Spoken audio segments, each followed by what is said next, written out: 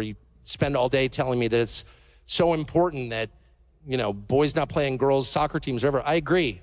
I think you should keep the boys off girls' soccer teams. But I don't know. It kind of feels like you're feeding me appetizers. It kind of feels like you're feeding me appetizers. Interesting statement from Tucker Carlson. Speaking at an event for TPUSA, Tucker was making a larger point about conservative media pushing a neocon agenda. Sure, we can all agree that boys shouldn't be in girls' sports, but that's kind of an easy layup. The much more difficult questions are about how we keep involving ourselves in Middle East wars and who's provoking those wars, not to mention immigration. I discussed with Luke Ford, is the trans issue merely an appetizer?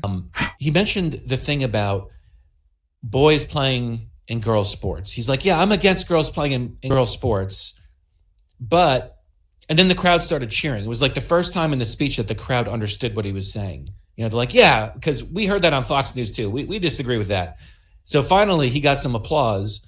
But his point was that that issue is merely an appetizer that is served by conservative media. And in fact, that it's actually not like the key issue. Rather, he was making points about foreign policy and the economic populist argument. That was his actual point. So the crowd completely misunderstood what he was saying. Yeah, so people like Tucker, they have risen in power and status and in the number of their followers by dumbing down their message and appealing to low IQ conspiracy thinking and whipping up discontent. So the formula for success in right-wing punditry, in numbers, in metrics, in just your ratings, is to appeal to people's sense of victimhood. And I strongly disagree with Tucker.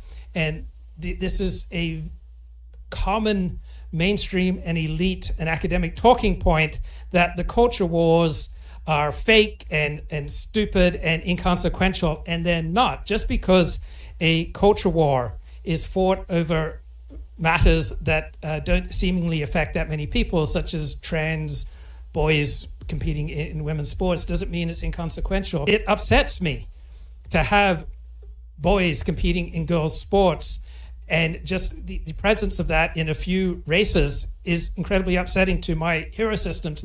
Okay, I don't watch everything Tucker does, but what I have watched him more recently, like the Ted Cruz interview and this speech, I did not find it to be laden with kind of conspiracy innuendo. I thought it had a lot of merit to it. I have a more positive view on Tucker than that. But I will agree with you that usually when you hear people say, oh, there's the culture war stuff, like that's usually a leftist that's saying that the culture war stuff is a distraction. And I'm right there with you. Like, I'm usually kind of interested in the culture war stuff.